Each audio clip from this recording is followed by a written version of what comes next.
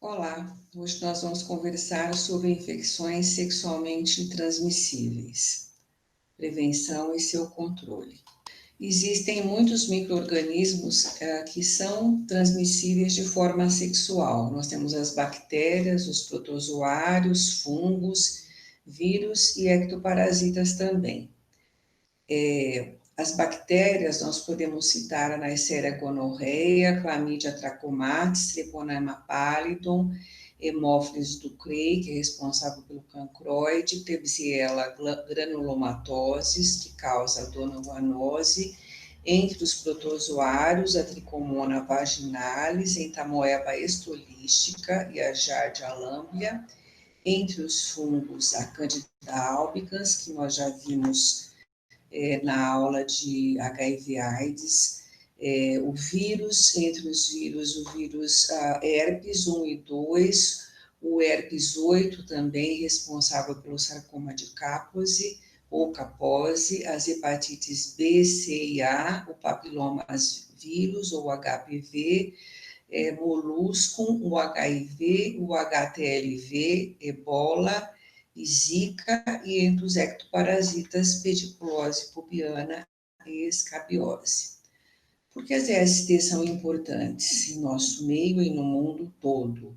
Porque são infecções comuns, têm complicações e têm sequelas, são frequentemente assintomáticas, principalmente nós vamos chamar atenção depois para a sífilis, frequentemente ocorre em pessoas com vida sexualmente reprodutiva, na realidade, vida sexual ativa e idade reprodutiva, e incide com maior frequência em populações chaves, que são as mesmas que nós apontamos na aula de HIV. Tem interação com o HIV, tem impacto financeiro e tem um custo social, um estigma, tanto para a pessoa quanto para a sociedade. Existe muita dificuldade de você trabalhar com dados de infecções sexualmente transmissíveis, porque nós vamos ver ao final da aula que no Brasil algumas são de notificação compulsória, outras só são identificadas em serviços sentinelas e assim é no mundo. Então, as taxas estimadas levam em consideração essas bases. Nesse boletim da Organização Pan-Americana de Saúde, publicada em 2019, eles fizeram um estudo, uma revisão sistemática em meta-análise, e foi estimado um total de casos incidentes para essas 4 doenças, clamídia, tricomoníase, gonorreia e sífilis, de 376 e 400 milhões de casos, sendo em primeiro lugar a tricomoníase, depois a clamídia, depois a gonorreia e, em último lugar, a sífilis, embora nós sempre damos uma atenção especial para essa doença em decorrência da sífilis congênita, dos problemas que podem acarretar para o feto e para a criança. Em outra publicação, essa infelizmente mais antiga, existe uma estimativa de 290 milhões de mulheres com infecção pelo HPV, pelo papiloma vírus, qual atualmente tem uma vacina bastante eficaz disponibilizada no serviço de saúde daqui do Brasil. Mais recente essa publicação do Lancet de 2020 em relação ao herpes simples. O herpes simples tem uma estimativa de 500 milhões de pessoas com infecção genital pelo vírus, e lembrando que o herpes tipo 2 e a sífilis, por serem duas infecções sexualmente transmissíveis ulcerativas, podem aumentar o risco de aquisição do HIV. Em relação à sífilis, existe uma estimativa global, essa é uma publicação do PLOS One de 2019, que ele fez uma estimativa em cima do progresso do acompanhamento, né, de 2012 até 2016, e tem uma estimativa de 0,69% da população mundial, sendo que isso acarreta uma taxa global de 473 casos a cada 100 mil nascidos vivos, o que, por sua vez, acarreta 661 casos de sífilis congênita, incluindo 355 mil desfechos desfavoráveis ao nascer. Quais desfechos são esses, né? Uma parte bastante grande são de lactentes que não têm sinais clínicos, mas você precisa acompanhar muito de perto, sorologicamente e também do ponto de vista clínico, porque são crianças nascidas de mães não tratadas de sífilis congênita durante a gestação. 143 óbitos fetais ou natimortos que vêm a falecer nas primeiras 4 semanas de vida, 68 óbitos neonatais, na realidade vamos corrigir, os neonatais são esses daqui, os natimortos são fetos que nascem mortos, mas já com uma certa constituição a partir da 20ª até 27ª semana, e 41 prematuros ou com baixo peso ao nascer. Quais são as complicações e sequelas das ISTs, né? Nos adultos, ela pode causar uma doença inflamatória pélvica, uma gravidez ectópica, abortamentos espontâneos, infecções pós-parto e infertilidade. E nos homens e nas mulheres, elas podem causar câncer ou anal ou peniano, ou no cérvix uterino, ou vulvar, ou fígado, sarcoma de Kaposi também. Lembrar sempre que existe um aumento de risco de aquisição do HIV e da transmissão, principalmente nas infecções sexualmente transmissíveis que cursam com lesões ulcerativas. Nas crianças, acarreta natiportalidade, aborto espontâneo, prematuridade, baixo peso ao nascer, o óbito fetal, infecção congênita, que é um problema bastante grave, conjuntivite cegueira, pneumonia e aumento de aquisição e transmissão de HIV também, ela adquiriu. Quais são os custos associados à IST? Os custos, eles impactam no indivíduo e na sociedade também. Para o indivíduo, a questão do tratamento, né, que na rede pública é gratuito, o impacto para a saúde, incluindo aspectos psicológicos para a própria pessoa, e impacto social também ligado ao estigma. Esse estigma e essa discriminação pode vir em consequência de que as pessoas, os parceiros ou parceiro desta pessoa precisam ser avisados, né? Isso cria problemas familiares, pode criar violência de gênero, e também existe o estigma ligado a uma possível infertilidade e exclusão social.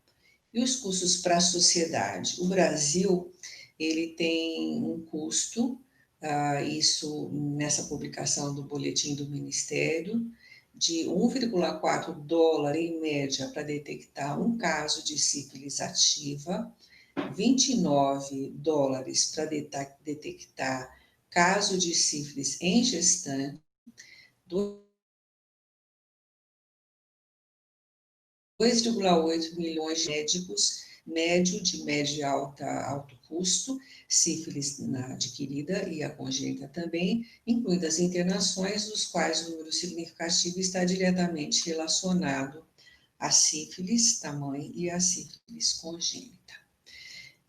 Aqui nós temos no boletim, no último boletim, a taxa da sífilis adquirida. Claro que a sífilis em gestante também é adquirida, só que a gente faz uma diferenciação porque a sífilis em gestante, ela está mais bem estabelecida, a sua testagem por conta do pré-natal, enquanto que a sífilis na população em geral, é difícil a gente garantir que esteja havendo notificação de todos os casos por vários motivos, inclusive porque as pessoas recorrem, hoje não muito mais, porque para você adquirir qualquer antibiótico você precisa de receita médica. De qualquer forma, você pode ter a receita médica por um médico particular e ir à farmácia e não, o médico não vir a notificar. Então, a gente tem 75,8 casos por 100 mil habitantes. Então, se nós formos colocar todos na mesma base, de 100 habitantes, vendo nesse gráfico original, 75,8 por 100 mil habitantes, 21,4 por mil nascidos vivos e 9% por mil nascidos vivos, a gente vai ter essas taxas por 100 habitantes, que seriam de 0,076, 2,4 e 0,9. Esse dado somente visto as gestantes e a sífilis congênita por região, mostra uma certa desigualdade, com predomínio aqui na região sudeste, onde o estado de São Paulo está, mas pode ser devida à maior taxa de detecção, à maior estruturação dos serviços e dos serviços de vigilância, tanto de assistência quanto de vigilância epidemiológica. Lembrar que aqui no Sudeste também está o Rio de Janeiro. E aqui, por unidade federada e suas capitais, gestantes e sífilis congênita, novamente aqui as nossas taxas médias, e por estado. O estado de São Paulo está um pouco abaixo da média nacional, assim como a capital, mas outros estados, como o Rio de Janeiro e vários outros aqui, estão acima da média nacional. Novamente, as nossas populações chaves, na mesma publicação que eu referi anteriormente na aula de AIDS, e chamar a atenção aqui que gays e outros HSHs, tanto no pesquisa de 2009 quanto de 2016, tem taxas bastante elevadas, e nessa publicação de 2016, de mulheres trans e travestis em 12 capitais brasileiras, um número muito expressivo. A menor taxa foi de 22,2 e a maior de 51,7. Em relação à questões ligadas à prevenção e controle, vamos novamente recorrer ao R0 para ver o que é possível fazer em relação à prevenção e ao controle dessa infecção em relação à sífilis, mas isso pode servir para todas as outras infecções sexualmente transmissíveis. Então, o índice básico de reprodução da infecção vem a ser aquele número médio de casos secundários gerados por um caso primário, uma determinada população aqui de pessoas sexualmente ativas. Quando nós falamos sobre o R0 da primeira aula de vigilância epidemiológica, nós comentamos sobre o R0 do SARS-CoV-2, que aí seria as populações em geral, são todas suscetíveis, ok? Então, existe essa equação, né? Que essa dinâmica de transmissão está ligada a esses fatores, ao beta, ao D e ao C. O beta vem a ser a eficiência da transmissão durante o ato sexual, o C vem a ser o número de parceiros sexuais e número de relações sexuais também, e aqui o D é o período de transmissibilidade. Sobre o beta, que vem a ser ali a eficiência da transmissão, o que pode ser feito? pode ser utilizado métodos de barreira, como preservativo e práticas de sexo mais seguro. Em relação ao C, redução do número de parceiros, que nem sempre é possível para alguns grupos populacionais. E D, que tem a ver com a questão do período de transmissibilidade, tem muito impacto se a gente fizer um diagnóstico precoce e um tratamento precoce também.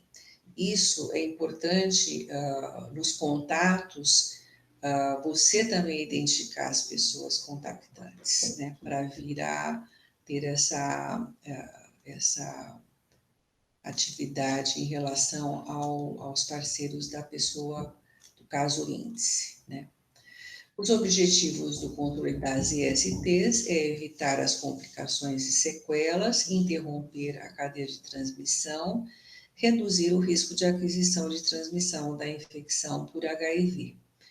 A Organização Mundial de Saúde também tem um plano para controlar as ISTs e diminuir o impacto na questão da saúde em geral até 2030. É bastante difícil, né, como todas as outras metas da Organização Mundial de Saúde, nos Objetivos do Desenvolvimento Sustentável, mas precisa-se tentar, né, buscar essa eliminação dos casos de sífilis congênitas para menos de 50 casos por 100 mil habitantes, o que dá meio caso por mil nascidos, aqui nascidos vivos, de novo, a base é nascidos vivos, que dá 0,5% por mil nascidos vivos em 80% dos países. Esse é um indicador de impacto, esse menos de 50 casos por mil nascidos vivos, e para alcançar isso, o indicador de processo é ter uma cobertura de pré-natal maior ou igual a 95%, uma cobertura de testagem de mulheres grávidas neste pré-natal. Aqui estou falando especificamente da sífilis, mas isso serve para o HIV também, e tratamento das mulheres positivas para sífilis em mais do que 95% ou igual a 95%. Então, o plano da Organização Mundial de Saúde, da OPAS e o nosso, do Brasil, é a eliminação do HIV pediátrico e da sífilis congênita, alcançando esses indicadores aqui, como já falamos, de meio caso por mil nascidos vivos, tanto a nível da América Latina quanto global, e em relação ao HIV, a incidência de transmissão pelo HIV, a América Latina tem uma meta mais ambiciosa do que a meta global, que é de 5%, menos de 5%, e nós queremos alcançar menos de 2%.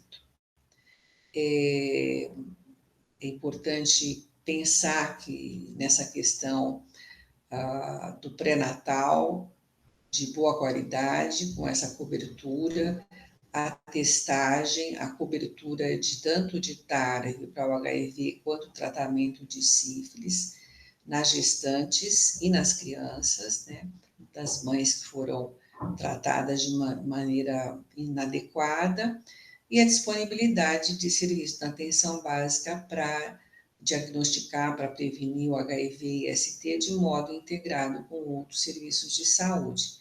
E sempre baseado nas questões do referencial dos direitos humanos, que é um tema de uma certa, tem que ser abordado com uma certa cuidado, né? Quem já eliminou o HIV ou a sífilis a sífilis no mundo? Cuba, desde 2016. 2016 também foi acompanhado da Armênia,